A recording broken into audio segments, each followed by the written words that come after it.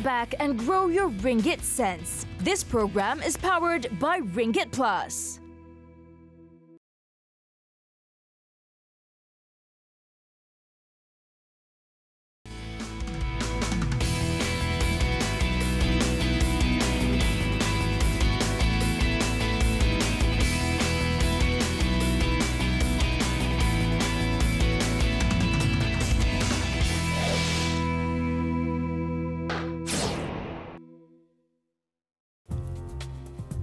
Hi, I'm Azaria Tagaya and you're watching Ringgit Sense Plus, powered by Ringgit Plus. Now, over the last few days, there have been media reports of the financial hardships faced by university students. Now, many of these students can only afford one meal a day. That meal typically consists of instant noodles or plain rice with a single fried egg, or commonly known as nasi bujang. Now, the government has since mobilized its food bank program to help them, but what else can be done for them? Now, here at Ringgit Sense Plus, we would like to encourage university students to get a part-time job or start a small business to supplement their income. But what business can you start with a small capital or no experience at all, especially for these university students? This is Amirul Afiromli, a young entrepreneur with his own wood and craft printing business, Ukir Design Studio. A few years ago, he started working part-time at a printing press while earning his degree in architecture. This taught him a lot of valuable experiences and inspired him to start his own company. When he did start his own company, it was with a very small capital. Waktu tu modal dalam 1,000 saja, 500 untuk beli mesin dan 500 lagi untuk beli stok. Dan itu modal sikit dari PTPTN dan sikit dari parents lah. Afi has since grown his business by buying a laser cutting machine worth 40,000 ringgit, and his business generates 5-figure sales every month. We also sat down to talk with Raymond Gabriel, the executive director of People Systems Consultancy. His company is a social enterprise that trains disabled people to grow their business and income. Raymond says there are many ways young people can start their own business or work part-time. I started my first business at 21. When you're a student, you struggle, you don't have enough money, So what I did was I tried to go and market services of skills that I could do. I started up at a small advertising company that did copywriting for advertisements, that did translation in the 1990s. And I didn't require any capital to start. I worked from my house. I used a business center to answer calls. And so I could go out and I could start. And today there are a lot of opportunities for young people in a similar way. You don't need to have an office to start a business. You can work from home. You can have a website. You can use your handphone. So there are many things that you need to do. In fact, it's not necessary that you have to have capital to go and start a business. The only thing you need to do is probably register your company, which you can register a sole proprietorship maybe for about 60 ringgit. And then the rest of the time, you could sell something or sell a service or skill that you have.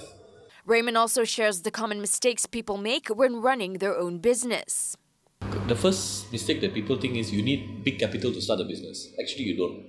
If you have a skill, you use that skill, and from that skill, you can actually look at making money. In fact, this is what we've taught most of the people, that 20,000 people that we taught about. Many of them start with a skill or something that they have in their village or something that they have accessible to them. They don't require large capital to open a very big office or open a big restaurant. Another mistake is not making your business stand out from its competitors. For example, if you want to sell nasi lemak, what makes it different from other nasi lemak sellers? Maybe sell nasi lemak with cheese. Try to create value in what you're doing. Be passionate in what you're doing, whether it's a service you're providing or something you're selling. You should at least have some basic knowledge in it. For example, if you are going to sell nasi lemak cheese, try it out first before selling it. For Afi, going into the printing business wasn't so hard. He was already learning something similar in his architecture course, as his student projects involved printing wood and craft.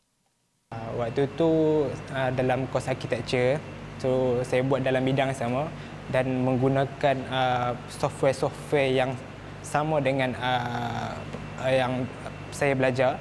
So saya membahagikan masa waktu cuti dan waktu luar kelas yang buat bisnes ni. Afi said he went through several seminars and business classes to gain more knowledge. He also spent 15% of his profit in marketing every month. According to him, marketing is really important for his business because he relies solely on social media like Instagram and also drop shipping to market his product. We also asked Raymond about the dropshipping trend. To explain it simply, you sell online but don't keep any stock. If anyone orders a product from you, it is shipped directly from the manufacturer. It's a great way to sell online with very little capital. However, there are many people already doing it.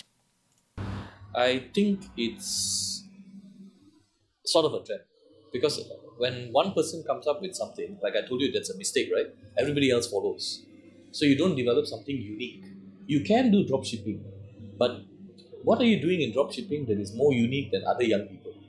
What sort of products are you selling? If you're doing drop shipping for clothing, for example, and there are 20 other people, 100 other people doing drop shipping on clothing as well, how are you going to make money? Because the customer will just go to one website, see the similar product for the same price, go to another website and see something similar. So if you really want to do something, you've got to pair your drop shipping with something else that's unique. Maybe like an advisory service to let people know, how to be more fashionable. So there's some value in the website, and then so people, based on the advice, they want to buy certain things. You have to pair your ideas with some value that you can give your customers. You cannot just follow a trend or follow what everybody else is doing.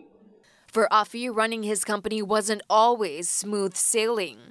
As he only started with a small capital, he had to tighten his belt and used his profit to grow the business further. After his business started generating good returns, he also faced problems with employees and not being able to keep up with demand. All this he took as a challenge and motivation to succeed. Bisnes ni kita perlu motivasi dan banyak belajar. Waktu kita belajar dulu dekat universiti, kita mungkin tak belajar dalam bisnes. So kita banyak belajar dari mungkin dekat seminar ataupun kelas-kelas ataupun paling kuranglah kita follow orang-orang yang ajar bisnes. So membuatkan kita faham tentang bisnes.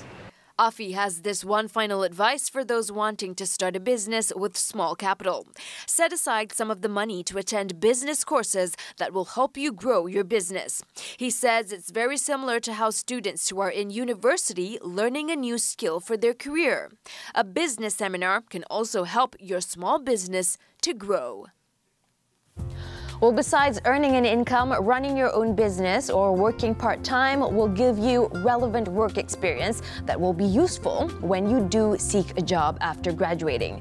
Now, if you want to share the story you just watched with your friends, go to our Facebook page or find us on YouTube. We have many stories there that will improve your knowledge on personal finance. Now, we're going for a short break. After that, we talk about what you should do if you suddenly lose your job or if your company offers you a voluntary separation scheme. Should you take up the offer? The answers after this.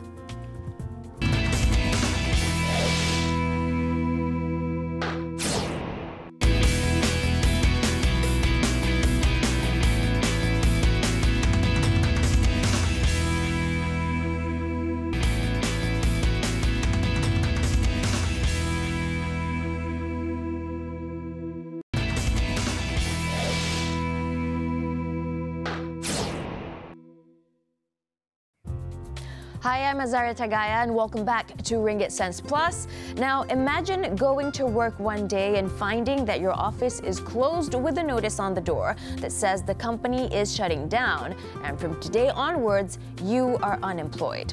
So what do you do in a situation like this? Get angry at your employer? Panic? Now, what if your employer offers you a mutual separation scheme or a voluntary separation scheme with compensation? Should you take up the offer? And if you do, what should you do with the money? Well, we spoke to Felix Nyo, a licensed financial advisor, for some advice. According to Felix, the first thing to do is to not panic. Just follow a step-by-step plan to secure your finances. Number one, keep calm, right? Number two, set out a bit of a strategy, right? What I mean by that is, number one, determine what kind of budget requirements you have, right? So think about it in terms of your expenses. Look at your monthly expenses. I would like you to look at it from a so-called fixed expenses versus variable expenses perspective. So fixed expenses could be things like mortgage or your car loan. Those, there might be little that you can actually do about them over the short term. But the variable expenses, those are the ones that you can actually zoom into and see which are the ones that you can actually save or cut back on. So things like, for example, cable TV or mobile phone plans, gym memberships, I think is a very good one. Or eating out and the shopping that we do. Those type of things are those that you want to actually look at cutting back on, right? If you have an investment plan, like a unit trust that you invest in monthly, you may need to cut back on it temporarily until you get another job. Felix also adds that ideally, you shouldn't stop paying on your health insurance and life insurance unless you really can't afford it. If it really warrants, let's say if you really don't have any other sources of funding to continue to pay over that short unemployment period, then look at the cash values of some of those policies. If there is a cash value, perhaps you can actually use the cash values to continue the monthly payments. That could be one option. Everyone should get their own health insurance policy when they can afford it. Don't depend too much on the health insurance your current company provides you. If you lose your job or are in the transition of looking for another job, you could fall ill and then find yourself without health insurance coverage. Imagine enjoying your company's health insurance coverage and then being fired. You may already have pre-existing health conditions like a heart problem, and even when you try to buy new insurance on your own, it's too late. Other insurance companies don't cover pre-existing medical conditions. Felix says it's not the end, as you can look at other options. In the worst case scenario, the question you need to ask is, are some of those critical illnesses covered by the likes of SOCSO, Perkeso? Is there any other sources of funding that you might have? For example, EPF could be one source of funding for this type of medical expenses. So you want to look at those type of opportunities in that sense. But really, now is actually the wake-up call, if you ask me, right? If you don't have a critical illness coverage, that should be something that you look at today. Even a small type of a coverage is better than none. Besides the medical card, look into also getting critical illness insurance. For critical illness, typically we're looking at the lump sum payout, right? In the market, very common, what's available is the 36, now it's gone up to about 39 critical illness, if you like. And it is usually typically paid for critical stage coverage. Now, in the market, what's happened is that insurance companies have also introduced something called the early CI, early critical illness. Now, those would pay from so-called stage 0, even from carcinoma in situ kind of situations, they would already pay, right, a certain percentage. Now, obviously, the critical illness, the early critical illness, the likelihood of payout is higher, and that's the reason why the premiums tend to be a little bit more expensive. So if you are going for a so-called cheap policy, then just look for the critical illness, the critical stage ones, would be sufficient. But if you have sufficient funding, then look for the early CI policies. If your employer offers a voluntary or mutual separation scheme with financial compensation, there would be many questions to consider, like your financial situation. The question they want to ask themselves is very simply this: what am I going to do with the money? Right? I think for most people, the answer is no, unfortunately, it's not enough for me to retire. Right? So it really is just a temporary measure. Right? Then the next question becomes, how quickly do they think they can find another job, right? Depending on the type of industry that they are at or the work that they are doing specifically, whether or not it's easy to find another job. And if the answer is very clearly yes, I've gone through the online sites and there is plenty of advertisements and all that, then by all means, why not, right? You could actually, get a new offer, before your VSS effective date also, right? It has happened. I've seen it.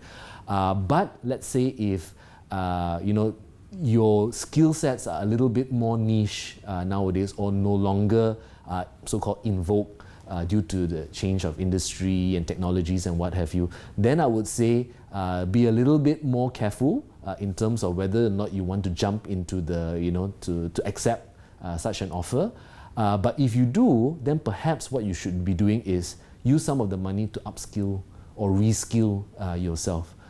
If you don't already have an emergency fund that will last you 3 to 6 months set aside, then use the financial compensation as your emergency cash reserves. Felix adds that even if you find a new job, don't spend the money right away. You might not actually like your new job and may want to quit. Only when you're secure in your new job can you start investing it. You can also use the money to reskill yourself. Take some time to learn a new skill that will make you relevant in the job market again.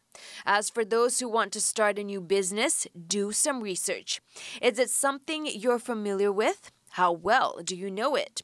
If you know nothing about the food business and want to open a cafe with the money, it can be very risky.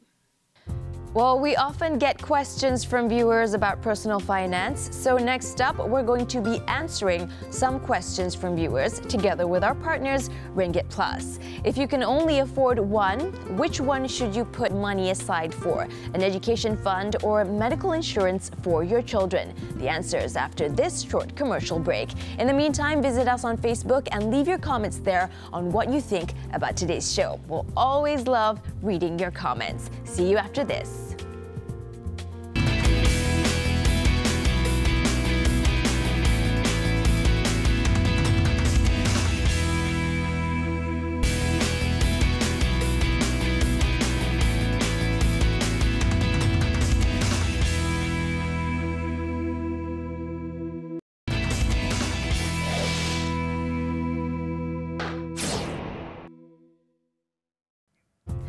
Well, welcome back. Now, we often get questions from viewers on Facebook asking about personal finance, so we're going to answer some of the questions today. Now, we've modified the name, personal data, and some of the information provided to make it more of a general question and so that it can be useful for everyone out there. To help answer these questions, with us in the studio today is Bruce Tum, Head of Financial Advisory Channel at Ringgit Plus. Now, thank you, Bruce, for joining us on Ringgit Sense Plus once again. Thanks, Azaria. It's great to be here. Okay, so we have a situation given by one of our viewers. So I'll just read out the situation that is faced from one of our viewers called Amelia. So Amelia is a mother of 2 children. Her children are aged 4 and 6 years old. She and her husband Fikri have a joint income of 4,000 ringgit a month. So her situation is that she can only afford to put aside 300 ringgit for her kids. So either into their education fund or medical insurance. So which should she get? Okay. Firstly, let's go through the fundamentals of financial planning. There are basically three stages of financial planning. The first one being wealth protection, wealth accumulation, and wealth distribution. The first 2 parts is whereby the first part is whereby you protect what you have. Your protection, you protect what you have, basically. It's an analogy of this is that if you have a jug and you're trying to pour water into it, but then there is a hole right at the bottom. No matter how much water you try to put into it, the water wouldn't hold, right? So this is the same thing as the need for wealth protection. So imagine if a family that has 2 children, one of them has a serious illness or an accident, the hospitalization fee will just wipe out the entire savings that they have, right? So the most important thing that you need to think about before even going to savings is actually to protect what you have. So coming back to the question, what you need to do is, of course, a medical card first, right? A medical card is the foremost important because in the event of anything, there is amount that comes in for hospitalization, and then you can actually figure out on the education part. For this, I think an investment-linked plan will be quite good because it caters for both. In one hand, an investment-linked plan with a medical rider. A medical rider is actually an add-on to what the investment link actually has. So the investment link basically gives you an investment upside for your savings. On the other hand, you are also protected with the medical card. So in the event of any eventualities, you are protected in both ways. So although this will not be strictly, or everything may not go to the education fund, but over time, you can as your income increases, you can add on to it. So it will add on to become the education plan that they actually that they need eventually. Okay, I see. Well, Amelia and her husband actually have another situation that they need help with.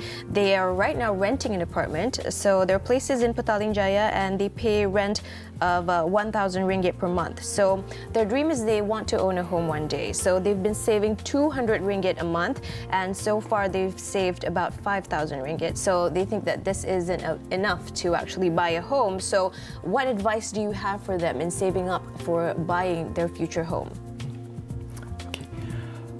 For a home, buying a home, they actually need to first and foremost take a step back and see what they actually why they need to buy a home and when do they need this home, right? At this moment in time, because buying a house is the biggest commitment. It's going to be the biggest commitment of your life, and it's going to be long term, right? So they have to. There are a lot of things to consider even before starting this commitment. Okay, now, if you are looking at their commitment at this moment in time, they have 2 children. They have 2 children. So the most important, and it's not that they do not have a home at this moment. They do have a home. It's just every one of us, at a certain point in time, we will want to have a house. But the most important thing, the most urgent need is that to provide for the family. At this moment, it's 200 ringgit a month they're saving, putting aside. And with this 5,000, I think this 5,000 ringgit is something of a safety net for now. They shouldn't disrupt this because in the event of any emergencies, they will need the funds that they have, and it has to come from their savings, right? Right. So I would suggest that they either wait to get a higher until they get a higher income, because they're both young. They're both only 30. Yep. So if they were to wait for a little while, increase their income, and with the increase of income, you'll also increase the monthly cash flow. Right. So with this increase of monthly cash flow, there's more comfortable. They'll be more comfortable to be able to afford a house, because the down payment of the house is actually one lump sum. Okay. When it comes to the house, the down payment, it's not only a down payment. It's also things like the legal fees. Yeah. And probably once you get a house, it may not be the most optimum condition to move in. So you may need to buy new things, new furnitures, need to renovate the house a little bit, and all of this costs money. Yep. So I suggest that what they do is, if it's in a shorter term, then I would suggest that probably they can think of ways they can get a second income, probably. So this to add on to their cash flow, and then once their savings is up to a better level, then they will be able to consider buying a house. Okay, so your advice is for them to find some way to get additional income. For now. Okay, so thank you so much for your advice for Amelia and also Fikri. One of the examples of some of the questions that our viewers have sent to us. Thank you for sharing, and we'll have more questions like this in the future for you and your friends at Ringgit Plus. Thank you so much. Thank you so much. Well, guys, if you have a question about personal finance that you want help with, drop us a message on our Facebook page and we'll try to address it in our next episode. Well, we hope today's episode was useful for you. You can also catch up on previous stories we've done on our Facebook page and on YouTube. I'm Azaria Tagaya. We'll see you again next week, and until then, remember to invest and save wisely.